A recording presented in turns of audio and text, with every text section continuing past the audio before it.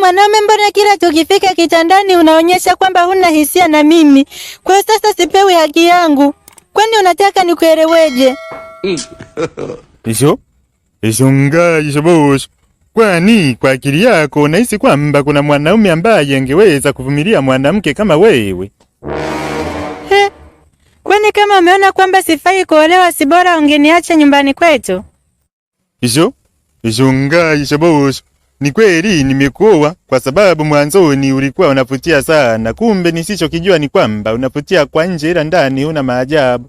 Kwanza mwanamke mwenyewe kazi yako unajaza choo, ni kula na kujaza choo, na ni mwanaume ambaye angeweza kuvumilia mwanamke ambaye hazai kazi yake ni kula na kujaza choo. Kwanza wewe ni mwanamke ambaye haushiki ujauzito.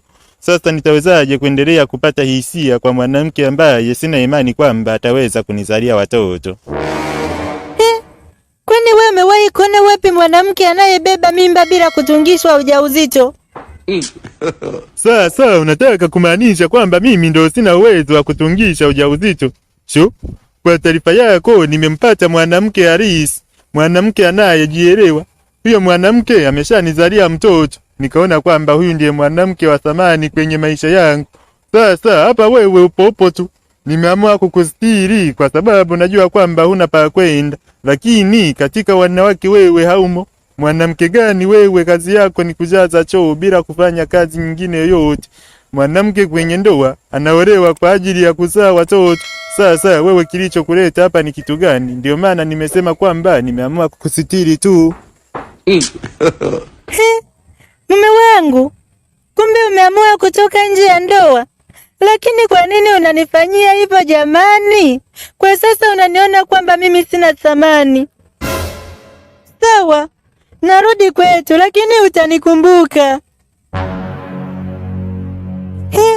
Mwanangu, mbona umerudi nyumbani? Yaani wewe acha tu mama. Mume wangu kanifukuza eti kisa sizai. Kwa hiyo umeona urudi nyumbani kumaliza ugali wa wazazi. Si ungebaki huko kwa mume wako? We kinya. Ndio maana hutaki kuoa. Na kama hutaki kuoa utaolewa. Sasa unanipokea wakati mimi ndiyo msaada pekee. Ndiyo mtu pekee ambaye naweza nikakusaidia ukarudi kwa mume wako. Unisaidie kwa kitu gani? Wewe ni muhuni tu kama wahuni wengine. Sawa, lakini mimi nilikuwa nataka nikwambie kwamba kuna jamaa mmoja anaitwa Sam Clinic. Ni daktari mzuri sana. Yaani anawasaidia wanawake wenye changamoto za uzazi.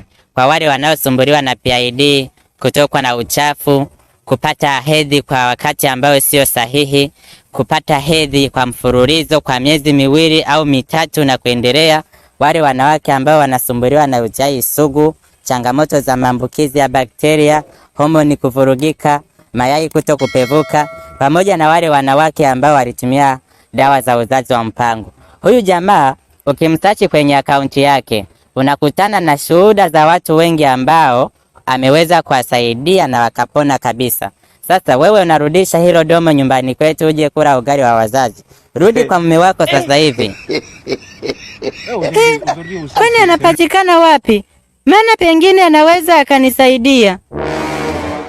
Huyu jamaa anapatikana Dar es Salaam, lakini anafanya delivery mikoa yote hadi nje ya Tanzania. Kwa walioko Marekani, Uarabuni, Ulaya, anawatumia mizigo kupitia kampuni ya DHL. Yaani ukimsearch vizuri kwenye akaunti yake, unakutana na namba yake ya simu kabisa, na ukimpigia anakupokelea kwa wakati. Sasa wewe unataka kuleta masiara eti mume wako amekufukuza kisa hauzai.